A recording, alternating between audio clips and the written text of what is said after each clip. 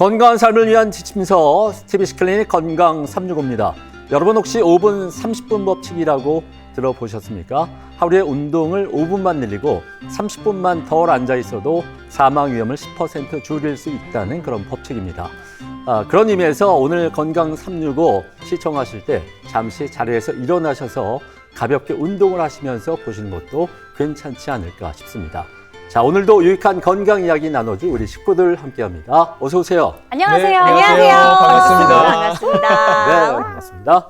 자, 그럼 지금부터 TBC 클리닉 건강 365 본격적으로 출발합니다.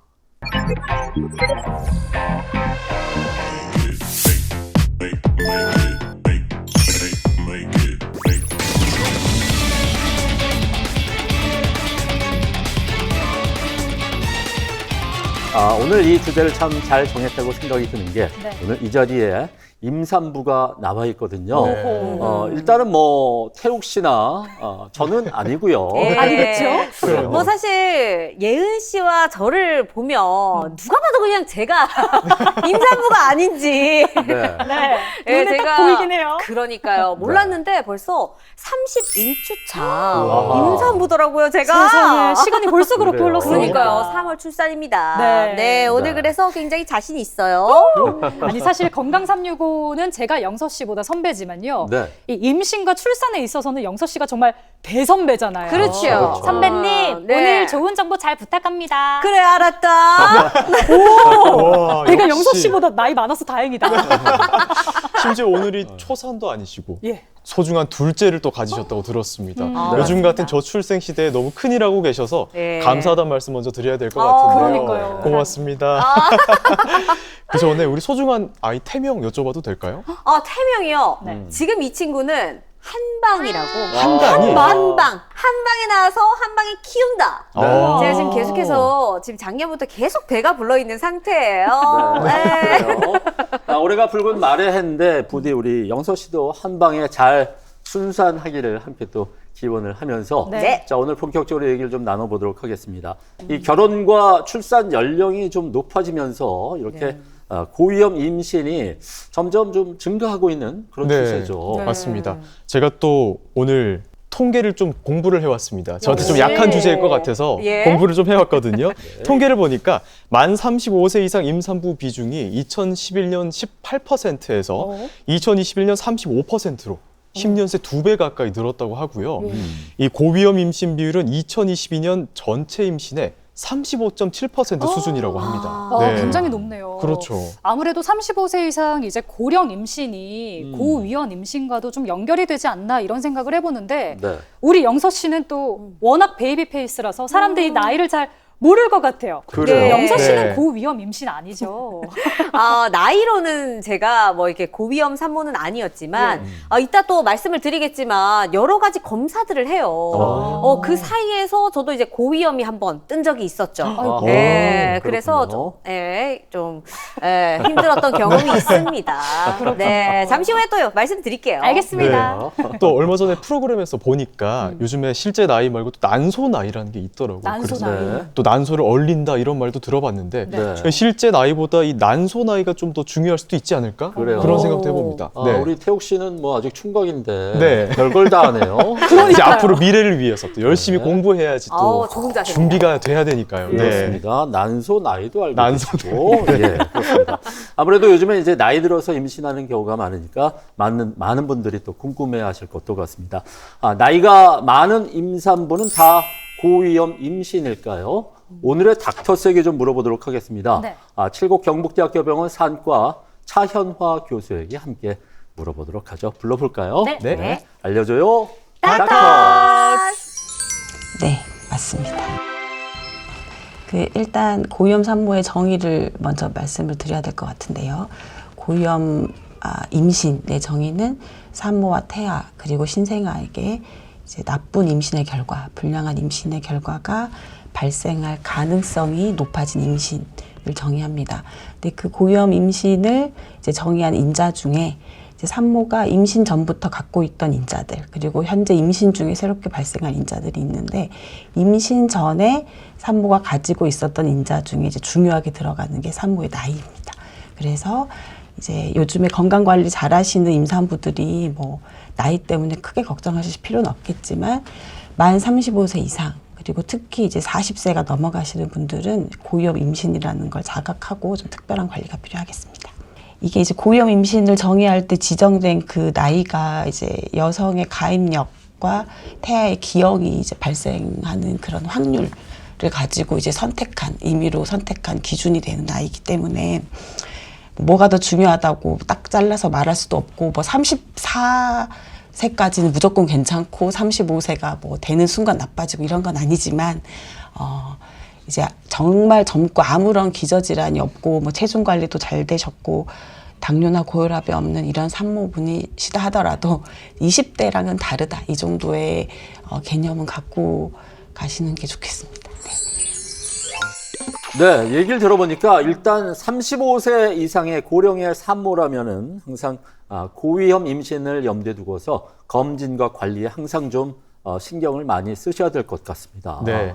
사실 저는 말씀하셨다시피 임신을 안 해봐서 잘 모르지만 일단 여성분들이 임신을 하게 되면 몸에 변화가 엄청 많이 생기더라고요. 그렇죠. 일단 체중도 불어나지 손발이 붓는 분들도 계시고 그렇죠. 또 호르몬 변화 때문인지 감정 기복도 엄청 심해진다고. 그래서 우리 새벽에 네. 남편분들 아내 뭐 먹고 싶다고 하면은 달려가서 공수해야 된다고 들었습니다. 네. 맞아요, 맞아요. 우리 남성분들이 명심을 해야 되는데 임신 중에 아내에게 한번 서운하게 하면 이게 또 평생 갑니다. 그럼요. 평생 고생하게 되거든요. 예. 그래서 항상 그 아내분의 건강과 특히나 이제 마인드, 심리 관리에 잘 신경을 써주셔야 됩니다. 제 친구 얘기를 안 할 수가 없어요. 제 네. 친구 남편이 친구가 냉면 먹고 싶다는데 어머. 네. 주변에 파는 데가 없어서 네. 그냥 대형마트에서 파는 냉면을 이렇게 해서 준 거예요. 네. 친구가 성이 안 찬 거죠. 예. 친구 집에 놀러 갈 때마다 냉면 얘기하면서 남편분이 어머나. 이렇게 이렇게 해서 있는데 마음이 아프더라고요. 어. 여러분 다시 한번 말씀드리지만 우리 네. 임신한 아내가 뭐 먹고 싶다 하면 꼭 잘 사다 주시기 바랍니다. 그런 게 왜 꼭 새벽이나 이럴 때 구하기 어려울 때 그러니까요. 먹고 싶은지 그렇죠. 모르겠어요. 예. 네. 저도 아까 태욱 씨가 말씀하셨던 것처럼 정말 온몸이 부어가지고 어이구. 걷기도 어려울 정도로 예, 정말 많은 변화가 있었습니다. 예. 네. 또 이렇게 검사 같은 경우에는 뭐 태아 기형 검사, 하죠. 그리고 뭐 태동 검사, 어. 임신 당뇨 검사, 뭐 여러 가지 검사들이 있어요. 계속 검사만 해요. 근데 이제 제가 또 알기로는 네. 고위험 산모는 그것보다 더 자주 병원 간대요. 뭐 많이 가시는 그렇죠. 분들은 일주일에 2번? 그럼요. 이렇게 일주일에 간다고도 2번? 하시던데요. 맞습니다. 예. 자, 여러 가지 의견이 나오고 있는데 닥터스에게 한번 물어보도록 하겠습니다. 네. 저희가 아무리 얘기해본들 맞습니다. 큰 의미는 없다고 생각이 들거든요. 네. 예, 닥터스에게 물어봅니다. 고위험 임신일 경우 병원 진료를 훨씬 더 자주 받아야 될까요? 네, 이제 일반적으로 임신 후반기에 접어들수록 이제 임신에 관련된 여러 이제 이벤트들이 생길 가능성이 높아지기 때문에 위험인자가 없는 일반 산모분들도 이제 임신 28주까지는 매달 한 달에 한 번 간격으로 오시던 거를 28주 이후에는 2주 간격 그리고 36주 이후 흔히 말하는 막달은 이제 매주 이제 오셔야 되는데 고위험 임산부들은 이렇게 임신 중에 발생할 수 있는 여러 이벤트들이 발생할 가능성이 더 높아지기 때문에 주치의랑 상의하셔가지고 이런 시기들이 더 앞당겨질 수 있습니다. 그러니까 예를 들면 28주 이후부터 2주마다 봐야 되는데 이제 고위험 인자가 많으신 분들은 훨씬 더 이른 시기부터 2주마다 와야 될 수도 있습니다. 네. 네, 고위험 임신입니다. 위험성이 높은 만큼 높은 수준의 세심한 관리가 분명 필요해 보입니다. 사실 고위험 임신하면 또다시 떠오르는 게 있는데 바로 임신성 당뇨와 네. 임신성 고혈압입니다. 이게 또 그렇죠. 위험하거든요. 맞습니다. 네네. 저도 이제 주변에 영서 씨뿐만 아니라 임신한 분들이 좀 있는데 네. 어떤 분이 임신을 하고 나서 계속 막 피곤하고 처지고 몸이 이상하더래요. 네. 그래서 병원에 갔더니 임신성 당뇨 진단을 받았다고 합니다. 아하. 그래서 지금 엄청 조심하고 막 관리하고 그러더라고요. 맞아요. 저도 사실 임신을 좀 했으니까 네. 뭐 먹어도 되지 않을까. 달달한 거 평소엔 안 먹었지만 좀 먹어도 되지 않나? 우리 아이가 먹고 싶어 하는 거니까. 내가 그렇죠. 아니라 얘가 먹고 싶은 거니까. 하고 먹었을 때마다 조금 걱정되는 게 바로 이 임신성 당뇨였거든요. 네. 네. 근데 이게 임신성 당뇨라는 게 그러니까 임신으로 인해서 생기는 당뇨를 보통 말하는 거잖아요. 그렇죠. 근데 또 임신하시기 전에 이미 당뇨를 가지셨던 분들도 계실 테고 그래서 좀 궁금한 게 관리를 또 어떻게 해야 되는지 우리가 보통 당뇨 환자 생각하면 네. 인슐린 주사 흔히 생각을 하는데 네. 이게 또 아무 약이나 맞으면 안 되잖아요. 그렇죠. 아, 그러게요. 임산부들은 뭐 감기 걸렸을 때 감기약 하나 먹는 것도 막 꺼려지는데 맞아요. 저도 이 첫째 때 임신성 당뇨가 확정은 아니었고 재검이 뜬 적이 있었습니다. 재검사. 네. 예. 그때도 이렇게 먹어도 되나? 이런 생각을 좀 했었어요. 그렇구나. 예. 근데 인슐린 주사는 왠지 안 되지 않을까 싶거든요. 네. 그래요? 모르겠어요. 네. 아니 사실 저도 어디서 들은 얘기인데 네. 임산부가 인슐린 주사를 맞으면 이게 혹여나 유산 위험이 높아질 수 있다 이런 얘기를 들었습니다. 네. 근데 임산부들에게 유산은 정말 있어서는 안 되는 일이죠. 말도 안 되죠. 그렇습니다. 임신성 당뇨가 있는 분들에게는 아마 깜짝 놀랄 얘기가 아닐까 싶은데 이쯤에서 닥터세게 한번 다시 확인을 해보도록 하겠습니다. 임산부가 인슐린 주사를 맞으면은 유산 확률이 높아진다고 하는데 이게 사실인가요? 아닙니다. 인슐린 자체가 유산율을 높이는 것은 절대 아닙니다. 오히려 이제 인슐린을 맞게 되게 된 지금 현재의 상태, 이런 게 위험 인자로 작용할 수가 있고, 임신 중에 처음 발견된 임신성 당뇨가 아니라 이미 임신 전에 당뇨병을 진단받으신 산모분들은 임신을 계획하시기 전에 당 관리를 충분히 인슐린을 사용하셔서 하셔가지고 당화 혈색소를 충분히 떨어뜨려 놓은 다음에 임신을 하시는 것이 여러 합병증이나 이제 특히 태아의 기억률을 크게 줄일 수 있습니다. 그래서 그 내과 선생님이나 산부인과 선생님이랑 아주 적극적으로 상의하셔가지고 인슐린을 사용하여 당을 적절히 조절한 다음에 임신할 것을 권유드립니다. 그 목표치는 당화혈색소 6%대를 추천드립니다. 당화혈색소가 6.5% 미만으로 조절된 후에 임신을 하게 되면 일반 인구랑 이런 기형의 빈도가 크게 달라지지 않는 것으로 되어 있습니다. 네, 임신성 당뇨가 있는 분들은 일반 당뇨 환자들과 마찬가지입니다. 네. 평소 식사 조절과 꾸준한 운동으로 혈당 관리를 잘 하실 필요가 있겠습니다. 네.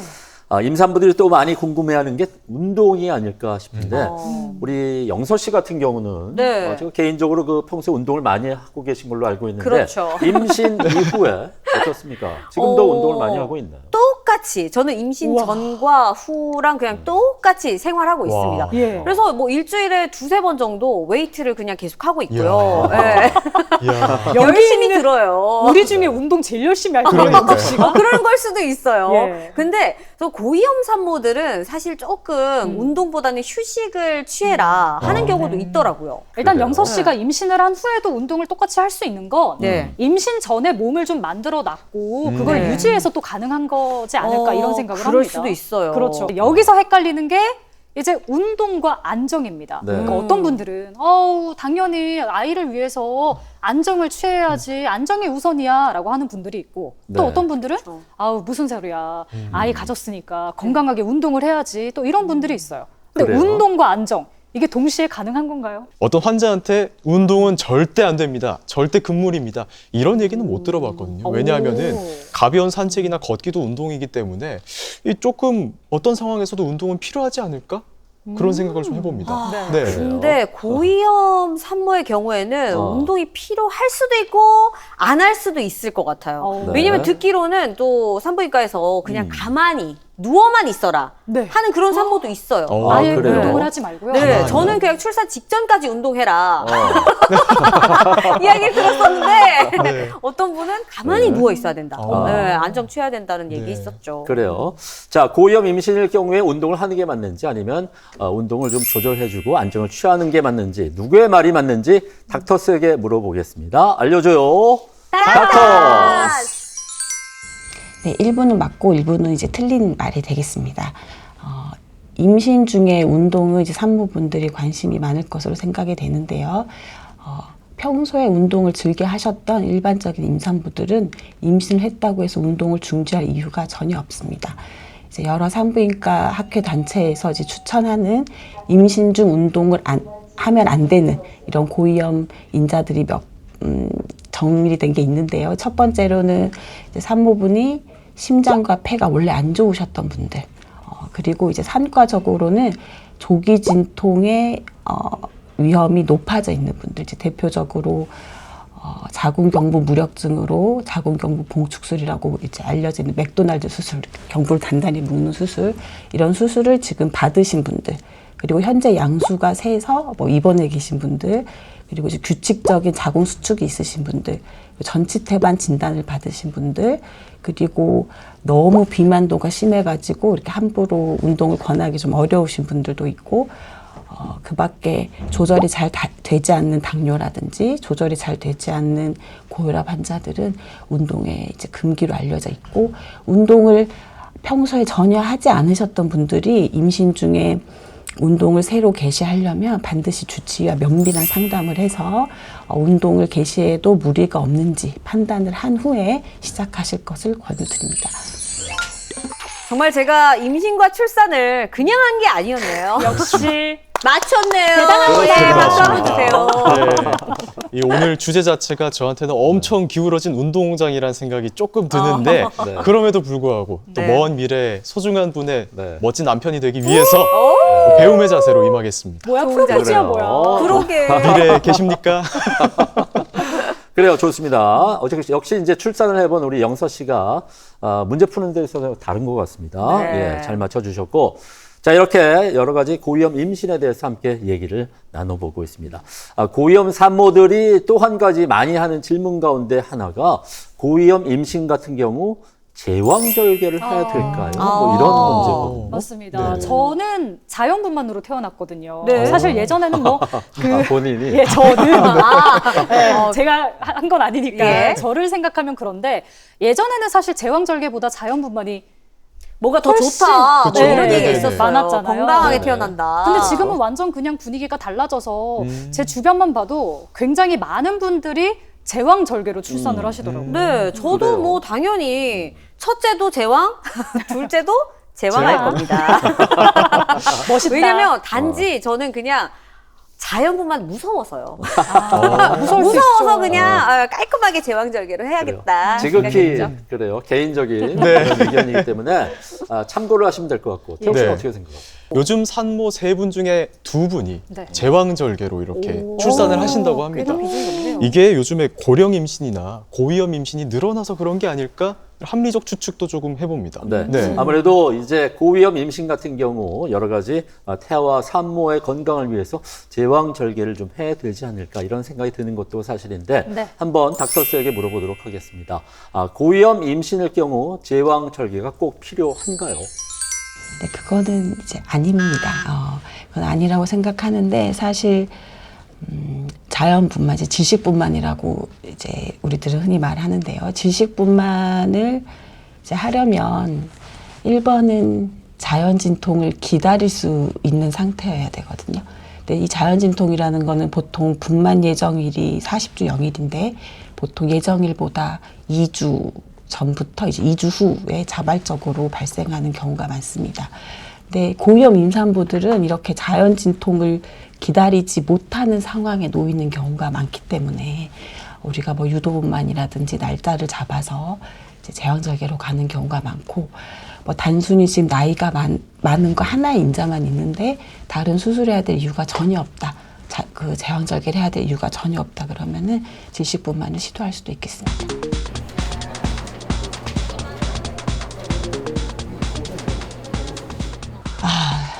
그 진짜 어려운 문제인데요. 일단은 뭐 산모분이 키가 크고 골반이 좋고 태아의 뭐 예측 체중이 적절한 편이고 이제 이러면은 질식분만을 시도해 볼만 하겠고요. 반대로 산모분이 좀 체구가 작으시고 골반이 좁고 상대적으로 아기는 큰 편이고, 그리고 이제 가장 중요한 게 뭐 아기가 너무 작아서 진통을 견디지 못할 것 같은 상황, 뭐 양수가 너무 줄어 있다든지 뭐 엄마가 다른 여러 기저질환이 있어서 이 진통이 일종의 스트레스인데 그런 스트레스를 아기가 잘 못 견딜 것으로 판단될 때에는 굳이 이런 질식분만을 고집하기보다는 주치의랑 잘 상의하셔서 안전하게 아기를 만나는 게 어떨까 하는 게 제 생각입니다. 네, 고위험 임신에 대한 오해와 진실 하나 둘씩 알아보고 있습니다. 아까 임신성 당뇨에 대해서 함께 또 우려를 함께 걱정도 해보기도 했는데 네. 하나 또 많이들 염려하시는 게 임신성 고혈압입니다. 맞습니다. 네. 임신성 고혈압과 당뇨를 두고요. 임신 중독증이다. 이렇게 얘기를 하는 걸로 알고 있는데요. 주변에 보면 임신 중독증 이런 분들이 생각보다 많더라고요. 그렇죠. 그래요? 일단은 병원에 이렇게 매번 갈 때마다 가장 처음 하는 게 혈압 재고 그리고 몸무게 재는 거예요. 네. 네, 가장 먼저 그냥 도착하자마자 해야 돼요. 진짜요? 네. 그런데 이 임신 중독증 초기 증상이 네. 체중이 갑자기 늘고 또 갑자기 몸이 붓는 거라고 하는데 임신하면 사실 다 그렇거든요. 체중 불고 몸도 부어요. 예. 네, 그래서 이게 임신 중독증이구나라고 생각을 못하고 그냥 넘어가는 경우도 많다고 하더라고요. 그래요. 일단은 뭐 주기적인 그 검진이 참 중요할 것 같은데 임신성 당뇨와 고혈압 모두 일단은 임신 때문에 생겨나는 그런 증상이잖아요. 그렇지. 그렇다면 일단 출산을 하고 나면은 괜찮아지지 않을까 하는 생각도 드는데 우리 총각인 태옥 씨는 어떻게 생각하세요? 아, 네. 제일 모를 것 같은데. 감정이입을 해서 최대한 생각을 해보면 임신한다면? 네, 임신을 한다면 그래야 하지 않을까요? 아니요, 그래야 합니다. 네. 왜냐하면 임신 때문에 생긴 거잖아요. 그러면 출산을 딱 하고 나면 회복기가 또 있다고 들었거든요. 그렇죠. 근데 자연스럽게 좋아져야 되지 않을까라는 생각이 들어요. 왜냐하면 좀 억울하잖아요, 안 그러면. 네. 근데 우리 몸에 한 번 이상이 생겼는데 그게 마치 완전 그 전으로 싹 돌아갈 수는 없다는 생각을 합니다. 또 자꾸 주변 얘기를 하자면 주변에 이렇게 출산하신 분들 후유증이 있대요. 네. 맞아요. 저만 봐도 그렇습니다. 네. 사실 체중이 임신 전으로 이렇게 쏙 돌아갈 줄 알았거든요. 쑥 S라인으로. 안 돌아왔어요? 아쉽게도 아직까지도 돌아오지 않았고 다시 임신을 했지만 제가 또 듣기로는 어떤 분들은 오히려 출산 후에 네. 더 부었다. 오. 붓기가 더 땡땡하게 부었다 하시는 분들도 있었어요. 어머나 세상에. 그래요? 네. 네. 자, 이 문제도 닥터스에게 의견을 물어보도록 하겠습니다. 임신 중에 당뇨와 고혈압 과연 출산 후에는 자연스럽게 괜찮아지는 겁니까? 네, 대부분의 산모들은 잘 회복을 하는 경우가 많습니다. 그런데 이제 불행하게 이전 임신에 고혈압이라든지 당뇨 때문에 고생하셨던 분들은 이제 많은 수에서 향후 몇 년 이내 실제 고혈압이나 당뇨로 진행할 수도 있고 다음 임신 때 더 이른 주수에 임신성 고혈압이나 당뇨가 발견되는 경우가 많기 때문에 이번 임신 때 내가 당뇨나 고혈압을 진단을 받았다면 나의 지금 체질, 건강 상태가 당뇨랑 고혈압의 고위험이라는 것을 인지하시고 적극적으로 관리하실 것을 추천드립니다.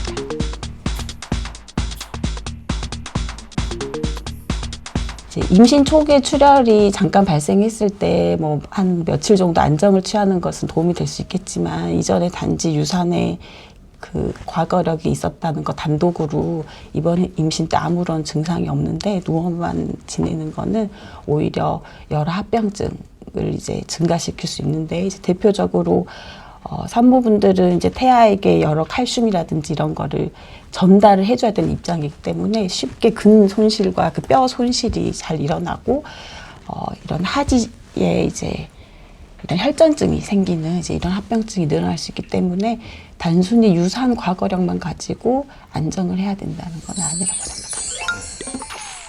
네, 임신성 당뇨와 고혈압이 있는 분들은 임신 기간뿐만 아니라 출산 후에도 꾸준한 검진과 관리가 필요하겠습니다. 지금 이렇게 우리가 함께 얘기를 나눌수록 임신과 출산이 참 보통 일이 아니구나 하는 걸 그럼요. 다시 한번 또 느끼게 되는데 네. 그런 의미에서 우리 영서 씨가 참 대단합니다. 멋있어요. 맞아요. 저도 제 스스로 정말 대단하다고 생각해요. 아니, 저는 사실 뭐 이렇게 딩크족이었었거든요. 진짜요? 네, 믿기 어렵죠. 근데 어떻게 이렇게 바뀌었어요? 아기를 뭐 보니까 또 나랑 이렇게 남편이랑 섞으면 어떨까 이런 모습이 또 궁금해지기도 했었는데 근데 제가 오늘 되게 유경험자처럼 또 전문가처럼 이렇게 좀 말씀을 드리고 있지만 네. 네. 저 사실 그냥 네, 이게 신이 주시는 축복. 그냥 임신하고 이렇게 또 출산한 것 같은데 네. 요즘은 정말 철저하게 다 뭐 계산하고 또 관리하고 하는 산모들도 되게 많더라고요. 그렇습니다. 맞아요. 임신하기 네. 전에 일단 몸을 만든다고 맞아요. 하더라고요. 네. 막 무슨 뭐 산정 검사부터 시작해서 금주, 금연은 물론이고요. 뭐 체중 관리, 영양 섭취 이런 것도 굉장히 신경을 많이 쓴다고 하더라고요. 네, 맞아요. 맞습니다. 또 그게 꼭 여성분들에게만 해당되는 내용은 아니더라고요. 네. 네. 우리 남자분들도 건강한 출산을 위해서 운동 열심히 하고 요즘 뭐 남성 호르몬 검사 이런 것도 좀 받더라고요. 네. 이게 남성분들도 아이 갖는 나이가 조금 늦어지다 보니까 이렇게 열심히 관리를 좀 하게 되지 않을까라는 생각을 좀 합니다. 같이 해야죠. 네. 그렇습니다. 맞아요. 아무래도 이제 고위험 임신이 점점 증가하는 추세이기 때문에 이런 사전에 철저한 예방과 준비 과정이 좀 필요하지 않을까 싶은데 고위험 임신의 예방법에 대해서 한번 자세히 얘기를 들어보도록 하겠습니다. 함께 의사 선생님 불러볼까요? 좋아요. 네, 알려줘요. 닥터스. 제가 외래에서 산모들을 보면은 좀 극과 극이신 것 같아요. 너무 정보가 없으셔가지고 마냥 낙관적인 분들도 계시고 너무 정보가 많아가지고 너무 겁을 먹고 있는 산모분들이 많은데 이제 제가 뭐 나이가 우리가 바꿀 수는 없잖아요. 그래서 이미 여러 가지 사정 때문에 고위험 임신이 되신 산모분들은 제가 3가지 거를 꼭 체크하고 관리하라고 말씀드리는데 첫 번째가 이제 체중입니다. 산모의 체중. 자기가 본인이 평소에 뭐 과체중이라든지 비만이라면 체중 관리를 좀 한 다음에 임신하실 것을 권장드리고요. 그러기가 쉽지 않다. 그러면 임신 중에라도 적절한 식이요법이나 운동요법을 통해서 임신 중에 체중이 너무 많이 늘지 않도록 관리하실 것을 이제 권장을 드립니다. 그리고 이제 2번째는 혈압입니다. 요즘에 자가 혈압계가 너무 잘 나와 있기 때문에 본인이 고위험군이라고 판단이 되시면은 자가 혈압계를 준비하셔서 평소에 뭐 하루에 1~2번 정도는 혈압을 꾸준히 측정하실 것을 권장드립니다. 그리고 마지막으로 또 이거 겹치는 부분이 있는데 저는 이제 혈당도 요즘에 그 연속 혈당 측정기라 그래가지고 되게 잘 나와 있는 것들 많거든요. 그래서 연속 혈당 측정기나 아니면 이렇게 찌르는 혈당 측정기를 통해서 내가 당뇨나 뭐 고혈압의 인자가 좀 높은 사람이다. 그러면은 혈당을 좀 꾸준히 체크해보고 관리할 것을 좀 추천을 드립니다. 이게 3개가 다 맞물려 있거든요. 혈압, 혈당, 뭐 체중 관리를 열심히 하면 여러 임신 합병증을 줄이고 이제 궁극적으로 우리가 아까 제가 처음 말씀드렸던 그 나쁜 임신의 결과라고 하는 게 끝까지 완주 못하고 아기를 빨리 만나게 되는 상황이거든요. 그래서 그런 확률을 좀 많이 낮출 수 있다. 그래서 그 3가지 인자들을 잘 이렇게 컨트롤 하실 거를 추천드립니다. 작년 6월부터 우리가 모자 의료 진료 협력 시범 사업이라는 게 있거든요. 그게 개시가 돼가지고 이제 1차 의료기관에서 산모분을 봤을 때 이 부분이 고위험군이라고 판단이 되면 이제 바로 상급 의료기관으로 전원하는 이런 시스템이 지금 구축되어 있습니다. 그래서 이제 저희 병원이 대구, 경북 지역의 이제 대표기관으로 동산대랑 같이 대표기관, 3차 병원으로 있고 이제 저희가 대표기관이고 그 밑에 다 합쳐서 17개 분만 기관들이 모여가지고 지금 저 외래 보시는 분들 중에서 고위험군이라고 스크리닝이 돼가지고 의료 오신 분들 많거든요. 그러면은 우리가 고위험이라고 등록을 해두고 다시 1차 의료기관에 보내서 편하게 다니시다가 실제로 이제 어떤 문제가 발생했다 했을 때 병원을 헤매지 않고 바로 전원될 수 있게 하는 이런 시스템이 지금 구축이 작년 6월부터 지금 시작되어 있는 상태입니다.